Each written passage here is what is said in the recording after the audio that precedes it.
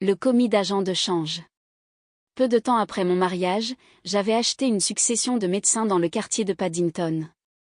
Le vieux monsieur Farquhar, qui me l'avait cédé, avait eu une forte clientèle à un moment donné, mais son âge et une sorte de danse de Saint-Guy dont il était atteint lui avaient fait un tort considérable. Le public, et c'est assez naturel, a pour principe que celui qui veut guérir doit d'abord être sain lui-même, et il se méfie du pouvoir curatif d'un homme sur lequel n'agissent pas ses propres remèdes. Il arriva donc qu'à mesure que mon prédécesseur déclinait, sa clientèle diminuait, et les revenus étaient tombés, au moment où je l'achetais, de 1200 livres à tout au plus 300 par an. Mais j'avais pleine confiance dans ma jeunesse, mon énergie, et j'étais convaincu qu'il ne me faudrait que quelques années pour rendre mon cabinet aussi florissant que par le passé. Pendant les 3 premiers mois, je fus si occupé que je ne vis pas souvent mon ami Sherlock Holmes. Je n'avais matériellement pas le temps d'aller jusqu'à Baker Street, et lui, n'allait jamais que là où l'appelait sa profession. Je fus donc assez surpris, un beau matin, en ouvrant, après déjeuner, le British Medical Journal, d'entendre le coup de sonnette accompagné des éclats de voix, un peu stridents, et bien connus, de mon vieux camarade. « Ah ! Mon cher Watson, dit-il en faisant irruption chez moi, je suis enchanté de vous voir. J'espère que Mrs. Watson est tout à fait remise des émotions que lui a causées notre aventure de la marque des 4, merci. Nous allons tous deux à merveille, répondis-je, en lui serrant affectueusement la main, et j'espère aussi, continua-t-il, en s'installant sur le fauteuil à bascule, que les soucis de la pratique médicale n'ont pas entièrement détruit chez vous l'intérêt que vous preniez autrefois à nos petits problèmes de déduction, nullement. Hier soir encore, je relisais mes notes et je classais quelques-uns de nos succès passés, vous ne considérez pas, au moins, notre liste comme close. Pas le moins du monde. Je ne demande même qu'à me retrouver mêlé à de semblables aventures. Voulez-vous que ce soit aujourd'hui même? Oui, aujourd'hui, si vous voulez, vous iriez même jusqu'à Birmingham, certainement, si vous le désirez, et la clientèle, je rends à mon voisin le service de soigner la sienne, lorsqu'il s'absente, et il est toujours prêt à me payer de retour. C'est parfait alors, dit Holmes, en s'enfonçant dans son fauteuil, et en me regardant fixement à travers ses paupières mi-closes. Je m'aperçois que vous avez été un peu souffrant dernièrement. Les rhumes d'été sont toujours fatigants, j'ai dû garder la maison, la semaine dernière, pendant 3 jours, à cause d'un gros refroidissement. Mais je croyais qu'il n'en restait plus trace, il n'en reste aucune. Vous avez l'air de vous porter admirablement, alors, comment le savez-vous, mon cher ami, vous connaissez ma méthode, c'est par déduction, alors, certainement, et quels ont été vos indices, vos pantoufles? Je jetai un regard sur les souliers vernis neufs que je portais, comment diable? Comment sais-je? Mais Holmes répondit à ma question avant qu'elle ne fût posée, vos pantoufles sont neuves, dit-il. Vous ne pouvez pas les avoir depuis plus de quelques semaines. Or les semelles que vous tournez vers moi en ce moment sont légèrement racornies. Un instant j'ai cru qu'elles avaient pu être mouillées et brûlées en séchant. Mais près du coup de pied, j'aperçois une petite étiquette portant les hiéroglyphes du marchand. L'humidité l'aurait sûrement décollée. Donc vous aviez dû vous chauffer les pieds, chose peu commune, en pleine santé, au mois de juin, même avec l'humidité que nous avons. Comme toujours, le raisonnement d'Holmes, une fois expliqué, paraissait d'une simplicité enfantine. Il lut cette réflexion sur mes traits, et son sourire eut une nuance d'amertume. Je crois que je me déprécie quand j'explique, dit-il. Les résultats, sans les causes, font beaucoup plus d'effet. Alors, vous êtes prêt à me suivre à Birmingham? Certainement. De quoi s'agit-il? On vous le dira dans le train. Mon client m'attend dans un fiacre. Pouvez-vous venir tout de suite? Dans un instant. J'y griffonnai en hâte un mot pour mon voisin, je courus au premier informer ma femme de mon départ, et je rejoignis Holmes à la porte. Votre voisin est médecin, dit-il en regardant la plaque de cuivre. Oui. Il a acheté une clientèle, comme moi, une vieille clientèle, comme la mienne. Les 2 cabinets existent depuis la construction de la maison. Ah. Alors vous avez la meilleure des 2, je le crois. Mais comment le savez-vous? Par les marches, mon garçon. Les vôtres sont usées de 3 pouces de plus que les siennes. Mais ce monsieur qui est dans la voiture est monsieur Hall Pycroft, mon client. Permettez-moi de vous présenter à lui. Un peu plus vite, cocher, nous avons juste le temps d'attraper notre train. L'homme en face duquel je me trouvais était un jeune homme bien tourné, au teint frais, à la figure franche et honnête, agrémentée d'une petite moustache blonde frisée. Il portait un chapeau haut de forme aux reflets irréprochables. Ses vêtements, qui sortaient d'une bonne maison, lui donnaient l'apparence d'un jeune employé élégant de la cité, ce qu'il était en réalité, appartenant à cette classe d'hommes qu'on désigne par le sobriquet de cockney, mais qui nous fournit nos meilleurs régiments de volontaires, et produit plus d'amateurs d'athlétisme et de sport qu'aucune autre de notre pays. Son visage rond, coloré, indiquait un naturel gai et enjoué, mais, à cet instant, les coins de sa bouche tombaient et indiquaient une détresse tant soit peu comique. Ce n'est toutefois qu'après nous être installés dans un compartiment de première classe, et avoir commencé de rouler vers Birmingham, que j'appris pourquoi il était venu s'adresser à Sherlock Holmes. Nous avons un trajet de 70 minutes devant nous, dit Holmes.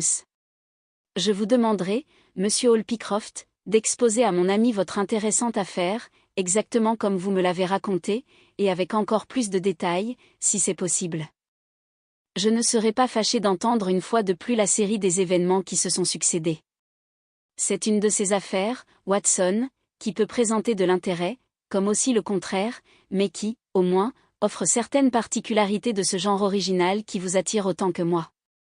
Maintenant, monsieur Pycroft, je ne vous interromprai plus point. Notre jeune ami me regarda en clignant de l'œil, et commença, le pire de l'histoire est que j'y joue un rôle idiot. Évidemment, cela peut finir tout à fait bien. Je ne vois pas du reste que j'ai pu agir autrement, mais si j'ai lâché la proie pour l'ombre, j'aurais évidemment été un grand sot. Je ne suis pas orateur, monsieur Watson, mais voici mon affaire en 2 mots. J'étais employé chez Coxon et Woodhouse de Drape's Gardens, mais ils se sont laissés prendre, au printemps dernier, dans l'emprunt du Venezuela, comme vous vous le rappelez sans doute, et ils firent un pouf énorme. J'étais chez eux, depuis 5 ans, et le père Coxon me donna un certificat parfait. Mais n'empêche que les 27 commis de la maison se trouvèrent sur le pavé. Je cherchais à me placer tant bien que mal, mais il y avait tant d'employés dans le même cas que je ne trouvais absolument aucune situation.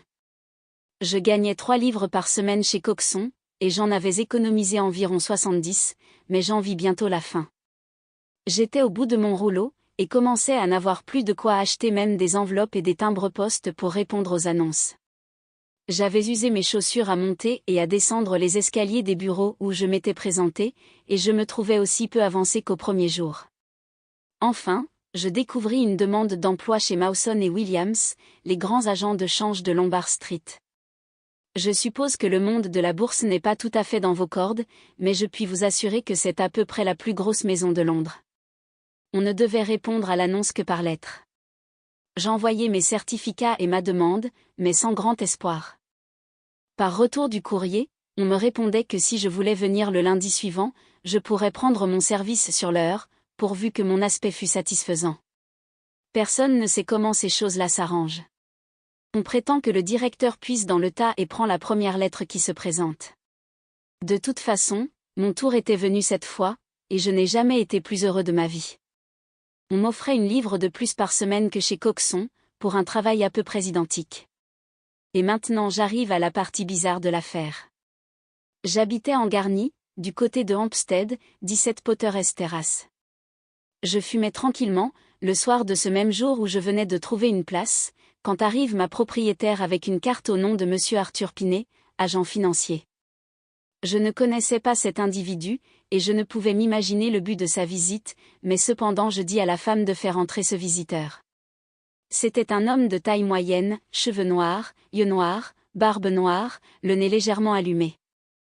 Il était vif, et parlait rapidement, comme un homme qui connaît la valeur du temps. « Monsieur Hall Pycroft, je pense, dit-il. « Oui, monsieur, répondis-je, en lui avançant une chaise. « Dernièrement chez Coxon et Woodhouse, oui, monsieur, et maintenant chez Mawson, parfaitement, bien, dit-il.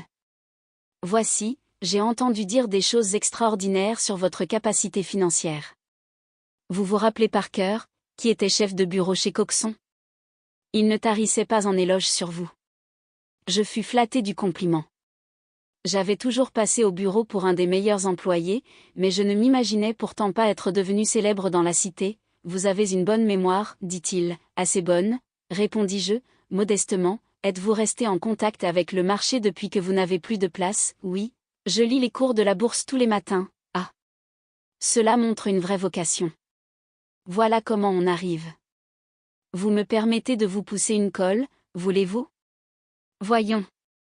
Que font les Ayrshire, 105, à 105 un quart, et les consolidés de la Nouvelle-Zélande, 104, et les British Broken Hills, 7, à 7 et demi, admirable. S'écria-t-il, en levant les mains. Cela confirme tout ce que j'ai entendu dire. Mon ami, vous valez beaucoup trop pour être commis chez Mawson. Cette sortie m'étonna un peu, comme vous pouvez le penser, mais, lui dis-je, tout le monde ne semble pas avoir une bonne opinion de moi, monsieur Pinet. J'ai eu bien de la peine à trouver cette place, et je suis joliment content de l'avoir, peu. Mon ami, vous êtes à 100 pieds au-dessus de cela. Vous n'êtes pas là dans votre sphère. Écoutez, je vais vous dire mon idée. Ce que j'ai à vous offrir est peu de choses, comparé à votre capacité, mais comparé à ce que vous donne Mawson, c'est le jour et la nuit. Voyons. Quand devez-vous entrer chez lui, lundi, Je crois que je ferais bien un petit pari que vous n'y entrerez jamais, ne pas entrer chez Mawson? Non, monsieur. D'ici là, vous serez le directeur de la Franco-Midland, société de quincaillerie, Limited, qui a 134 succursales dans les villes et les villages de France, sans compter une à Bruxelles, et une à San Remo. Je restai bouche bée, je n'en ai jamais entendu parler, dis-je, en effet, ce n'est pas probable. On n'a pas fait de réclame, car le capital a été souscrit entre amis, et c'est une trop bonne affaire pour la livrer au public.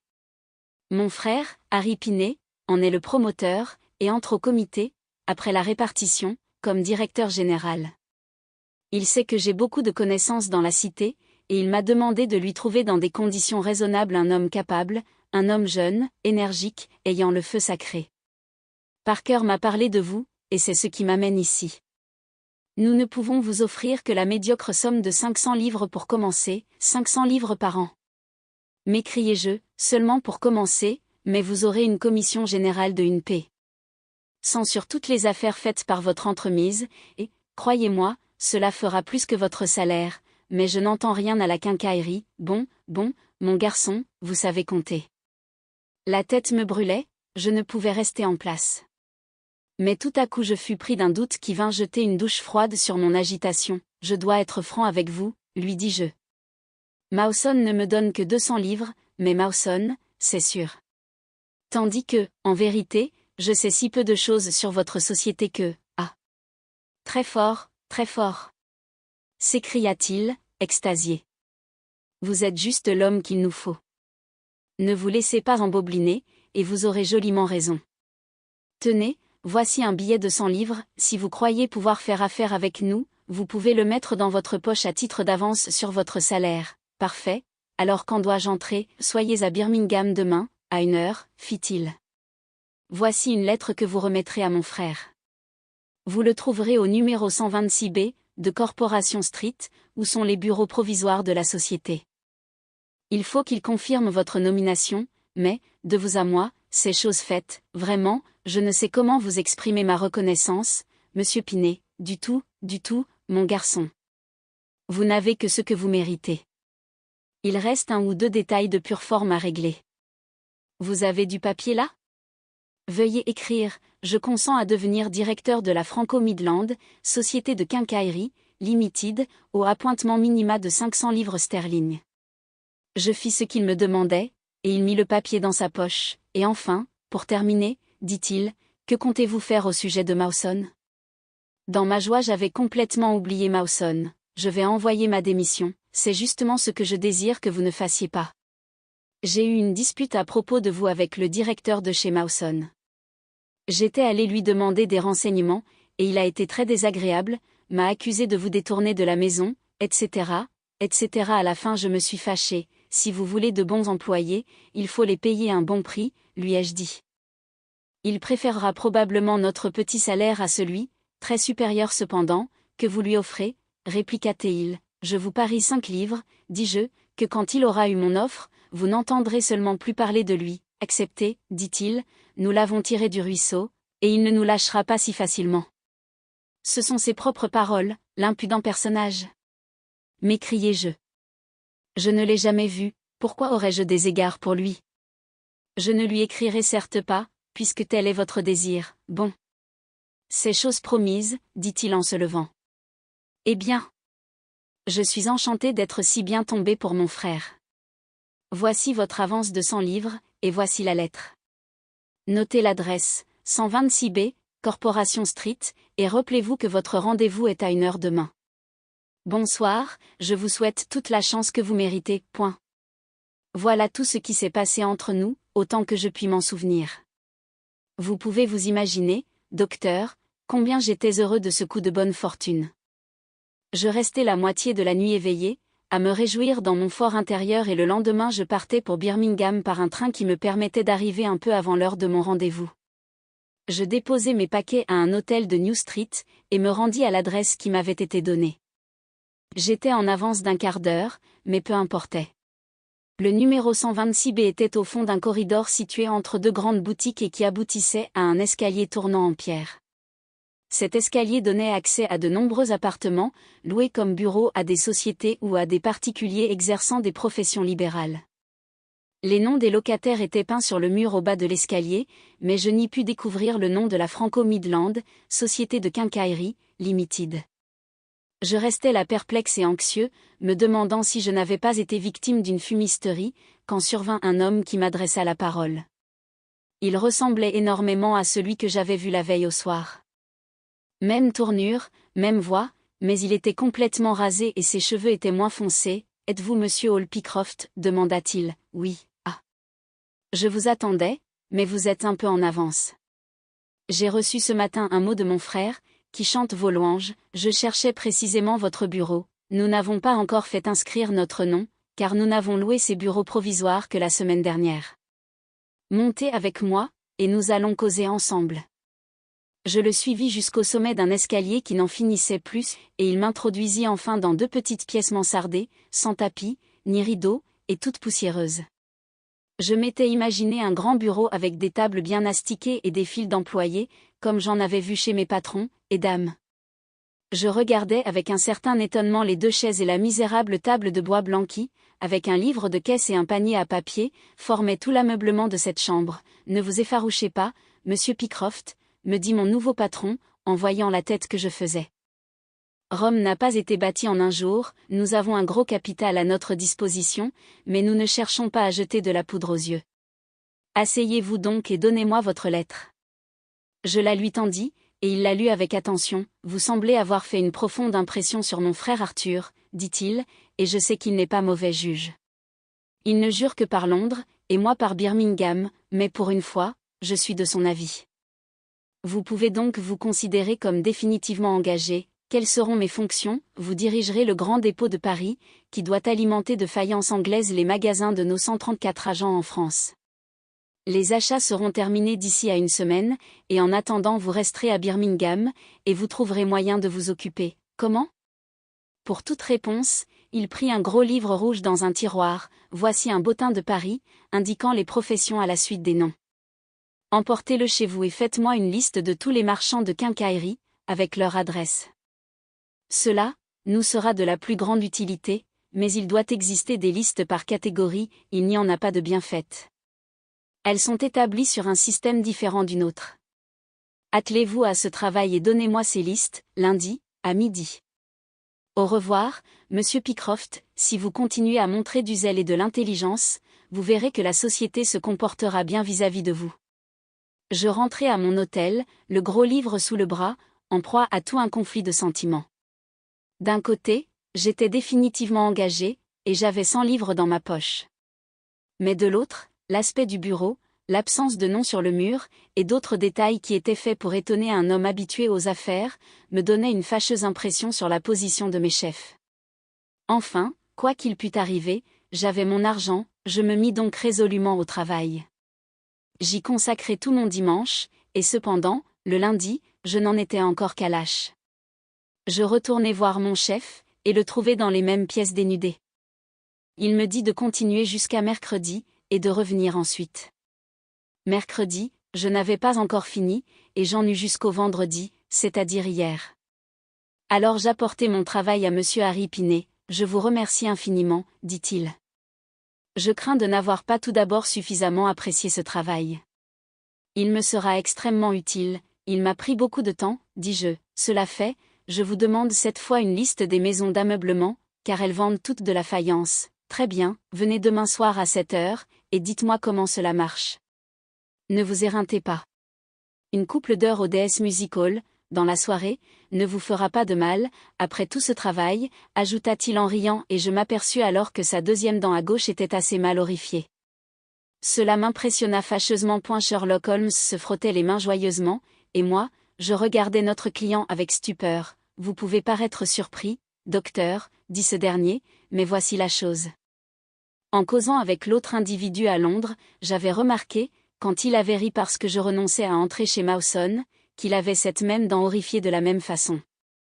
Le poli de l'or m'avait sauté aux yeux dans les deux cas, et lorsque je rapprochai cette observation de la similitude de voix et de la tournure, lorsque je m'aperçus que les dissemblances pouvaient être dues à un coup de rasoir et à une perruque, je ne doutai plus d'avoir affaire à la même personne. On peut s'attendre à trouver une grande ressemblance entre deux frères, mais pas au point d'avoir la même dent horrifiée de la même façon. Il me dit au revoir et je me trouvai dans la rue, ne sachant guère si je marchais sur la tête ou sur les pieds.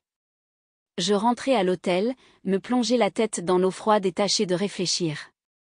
Pourquoi m'avait-il envoyé de Londres à Birmingham? Pourquoi y était-il arrivé avant moi? Et pourquoi s'était-il écrit une lettre à lui-même? Tout cela était trop fort pour moi, et je n'y trouvais aucune explication. Tout d'un coup, l'idée me vint que ce qui était si obscur pour moi pouvait être très clair pour monsieur Sherlock Holmes. J'avais juste le temps de gagner Londres par le train de nuit, de le voir ce matin, et de le ramener avec moi à Birmingham. Il se fit un silence après cet étrange récit. Puis Sherlock Holmes me regarda du coin de l'œil, en se renversant sur les coussins, avec cet air satisfait et légèrement ironique d'un connaisseur qui déguste son premier verre de vin de la comète. Pas mal, hein, Watson, dit-il. Il y a là des détails qui me plaisent. M'est avis qu'un entretien avec monsieur Arthur-Henry Pinet, dans les bureaux provisoires de la Franco-Midland, compagnie de quincaillerie, Limited, aurait pour nous deux un certain intérêt, mais comment arranger cela, oh? C'est bien facile, répliqua Hall Pycroft. Vous êtes deux de mes amis à la recherche d'une place, et quoi de plus naturel que de venir avec moi voir le directeur général, évidemment. C'est tout à fait juste. Approuva Holmes. J'aimerais voir ce gentleman et découvrir son jeu. Quelle qualité avez-vous donc, mon jeune ami, pour que vos services soient si précieux? Ou bien serait-il possible que, il se mit à se mordre les ongles et à regarder fixement à travers les vitres. Bref, nous ne pûmes plus rien tirer de lui, jusqu'à notre arrivée à New Street. 7 heures du soir sonnait quand nous débouchâmes tous les trois dans Corporation Street en route pour les bureaux de la société. Cela ne servirait à rien d'arriver avant l'heure, dit notre client. Notre personnage ne vient évidemment là que pour moi, car le bureau est désert jusqu'à l'heure qu'il m'indique. C'est suggestif, dit Holmes. Parbleu, je vous l'avais bien dit, s'écria le commis. Le voilà qui marche devant nous. L'homme qui nous désignait, marchant sur le trottoir opposé, était petit, blond, bien vêtu. Tandis que nous l'examinions, il aperçut un gamin qui criait la dernière édition d'un journal du soir, et traversant la rue au milieu des fiacres et des omnibus, il lui acheta un numéro. Puis, il disparut dans une porte. Le voilà entré, s'écria Hall Pycroft. C'est là qu'est le bureau de la société. Venez, je vais arranger cela aussi bien que possible. Nous montâmes 5 étages à sa suite, et il s'arrêta devant une porte entr'ouverte à laquelle il frappa. Une voix nous cria, entrez, et, dans une pièce nue, sans meubles, telle qu'elle nous avait été décrite, nous trouvâmes l'homme que nous venions de voir dans la rue. Il était assis devant la table sur laquelle était ouvert le journal, et lorsqu'il leva la tête, je vis sur son visage des traces de contrariété, je dirais même plus que de contrariété, car c'était de la terreur qui était empreinte sur sa physionomie, une terreur telle que je n'en avais jamais vue et telle que peu d'hommes ont l'occasion d'en éprouver. La sueur perlait sur son front, ses joues étaient d'un blanc plombé et ses yeux étaient hagards et fixes. Il regardait son commis, comme s'il ne le connaissait pas, et je voyais à l'étonnement de celui-ci que ce n'était pas là l'aspect habituel de son chef. « Vous n'avez pas l'air bien, monsieur Pinet ?» s'écria-t-il. « Oui, je ne me sens pas à mon aise, » répondit-il, avec des efforts évidents pour se maîtriser, et en humectant ses lèvres desséchées avant de parler. « Qui sont ces messieurs que vous avez amenés? L'un est monsieur Harris, de Bermondsey, et l'autre monsieur Price de cette ville, » répondit sans hésitation notre commis. « Ce sont des amis à moi et des gens d'expérience, mais ils sont sans place depuis quelque temps, et ils espéraient que vous leur en trouveriez une dans la société. C'est très possible, s'écria monsieur Pinet, avec un sourire contraint. Oui, je pense bien que nous pourrons faire quelque chose pour vous. Quelle est votre spécialité, monsieur Harris? Je suis comptable, répondit Holmes. Ah. Oui, nous aurons besoin de comptables. Et vous, monsieur Price, expéditionnaire, j'ai la ferme confiance qu'on vous trouvera un emploi. Je vous le ferai savoir dès que ce sera décidé. Et maintenant, je vous demanderai de vouloir bien vous retirer. Pour l'amour du ciel, laissez-moi seul. Ces derniers mots lui échappèrent, comme si sa volonté faiblissait tout à coup. Nous nous jetâmes un coup d'œil, Holmes et moi, tandis que Hall Pycroft avançait d'un pas vers la table. Vous oubliez, monsieur Pinet, que je suis venu sur votre demande, pour recevoir des ordres de vous. Certainement, monsieur Pycroft, certainement, répondit l'autre d'un ton plus calme. Vous pouvez attendre ici un moment, et il n'y a pas de raison pour que vos amis n'attendent pas aussi. Je suis à vous, dans 3 minutes, si vous me permettez d'abuser un peu de votre patience. Et elle se leva de l'air le plus courtois du monde, et s'inclinant en passant devant nous, il entra dans la pièce voisine par une porte située à l'extrémité du bureau et qu'il referma derrière lui. Quoi? Murmura Holmes. Est-ce qu'il nous glisserait entre les doigts? Impossible, répondit Pycroft. Pourquoi? Cette porte donne dans une chambre, il n'y a pas de sortie, aucune. Est-elle meublée? Elle était vide hier, alors, qu'est-ce qu'il peut bien y faire? Il y a un mystère ici. Je n'ai jamais vu un homme plus fou de terreur que monsieur Pinet. Qu'est-ce qui peut l'avoir fait trembler ainsi? Il soupçonne que nous sommes des détectives, suggérai-je. C'est cela, dit Pycroft. Holmes secoua la tête, il n'est pas devenu pâle, il était pâle quand nous sommes entrés. Peut-être bien que, il fut interrompu par un grattement qui semblait venir de la porte close. Que diable a-t-il à frapper à sa propre porte? S'écria le commis. De nouveau, et plus fort, recommença le bruit. Nous regardions tous, étonnés, cette porte. Mais Holmes devint tout à coup très sérieux, et se pencha pour mieux écouter. Tout d'un coup nous entendîmes un sourd murmure, et des coups frappés sur le bois. Holmes se jeta violemment contre la porte, elle était fermée en dedans. Suivant son exemple, nous nous élançâmes de tout notre poids pour la faire céder, une charnière cassa, puis l'autre, et la porte s'effondra sur le sol. Nous étions dans la pièce, elle était vide. Mais nous ne fûmes pas longtemps en peine. Dans un coin, le coin le plus rapproché du bureau que nous venions de quitter, se trouvait une autre porte. Holmes se précipita dessus et l'ouvrit. Par terre, une veste et un gilet. Et, à un crochet planté derrière la porte, ses propres bretelles autour du cou, pendait le directeur général de la Franco-Midland, compagnie de quincaillerie. Ses genoux étaient repliés, sa tête faisait un angle affreux avec son corps, et ses coups de talon contre la cloison avaient produit le bruit qui avait interrompu notre conversation. Immédiatement, je le saisis par la taille pour le soulever, tandis que Holmes et Pycroft dénouaient les bandes élastiques qui étaient entrées dans les plis de sa peau devenue livide. Nous le transportâmes dans l'autre pièce, et il était là étendu, devant nous, la face couleur d'ardoise, les lèvres violettes et boursouflées, tremblotant à son propre souffle, la triste ruine enfin de l'homme bien portant qu'il était 5 minutes auparavant. « Comment le trouvez-vous, Watson » me demanda Holmes. Je me penchai sur lui et l'examinai. Son pouls était faible et intermittent, mais sa respiration devenait plus longue, et ses paupières légèrement tremblantes laissaient apercevoir un peu du blanc de l'œil. Il a été à un doigt de la mort, répondis-je, mais il est sauvé maintenant.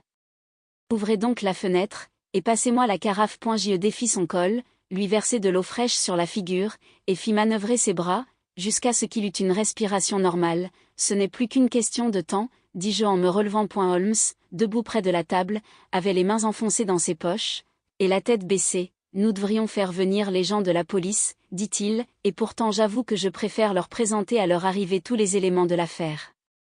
C'est pour moi un mystère, s'écria Pycroft en se grattant la tête. Pourquoi avait-il besoin de me faire venir de si loin, et ensuite, peu? Tout cela est assez clair, interrompit Holmes avec impatience. C'est ce dénouement subit qu'il est moins, vous comprenez donc le reste, cela me paraît assez évident.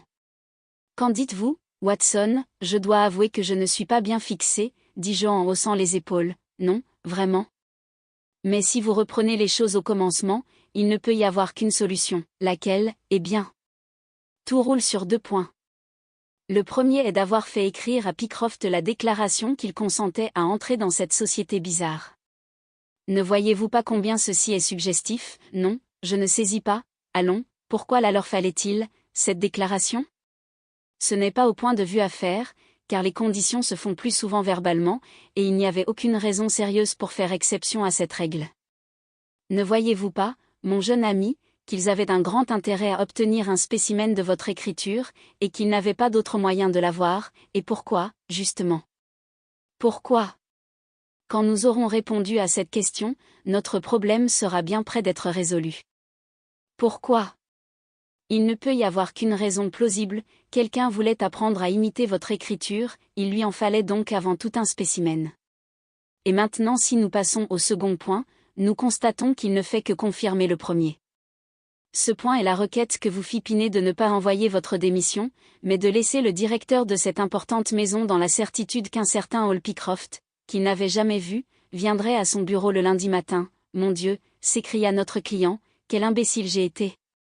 Vous comprenez maintenant le pourquoi de l'écriture. Supposez que quelqu'un soit arrivé avec une écriture complètement différente de celle avec laquelle vous aviez fait votre demande?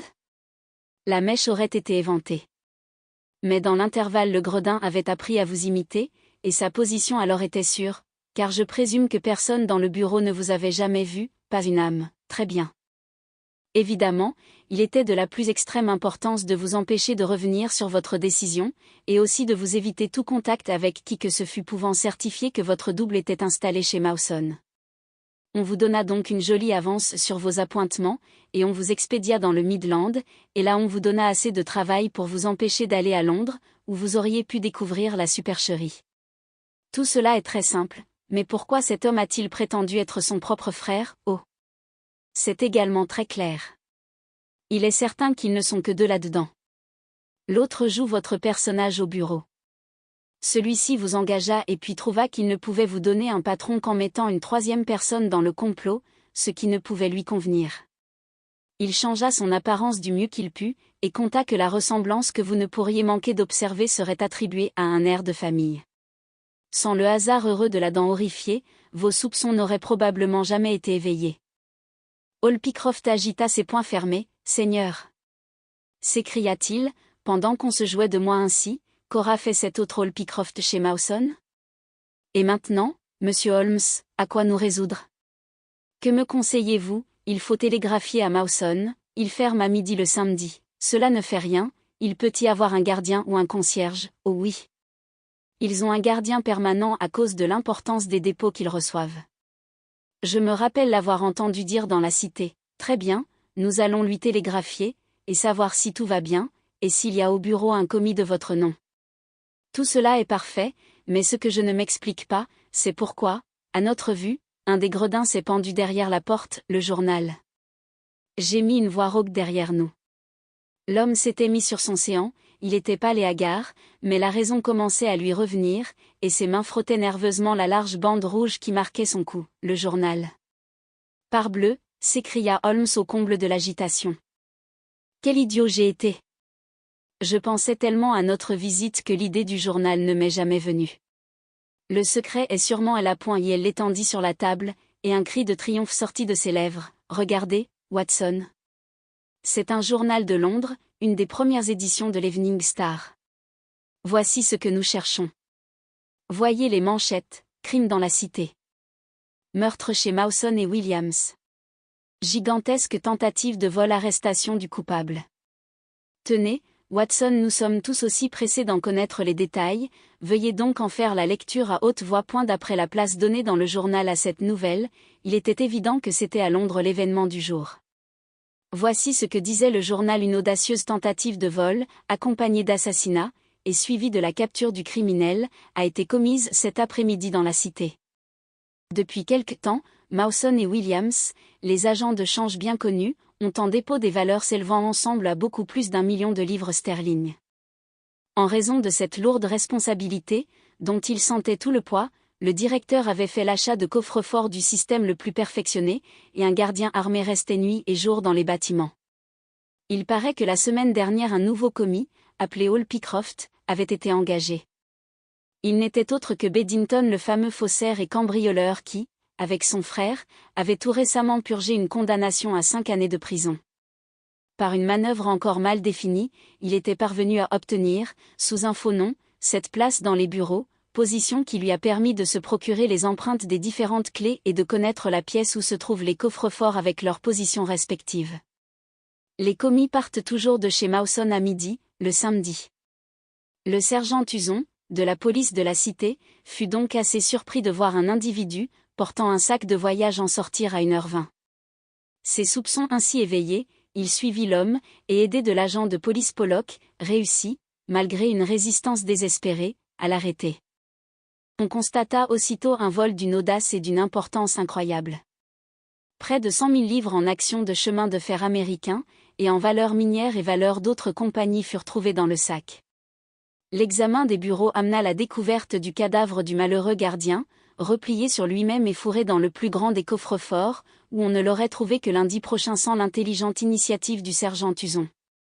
La victime avait eu le crâne brisé par un coup de tisonnier, donné par derrière. Il n'est pas douteux que Bedington ne soit rentré sous le prétexte d'avoir oublié quelque chose, et qu'après avoir tué le gardien il ait vidé le coffre-fort, s'enfuyant ensuite avec son butin. Son frère, qui généralement lui sert de complice, ne paraît pas avoir joué de rôle dans l'affaire, autant qu'on en peut juger jusqu'à présent, mais la police le recherche avec activité. Eh bien, nous pouvons lui épargner cette peine, dit Holmes en regardant la misérable loque étendue près de la fenêtre. La nature humaine est un bizarre mélange, Watson.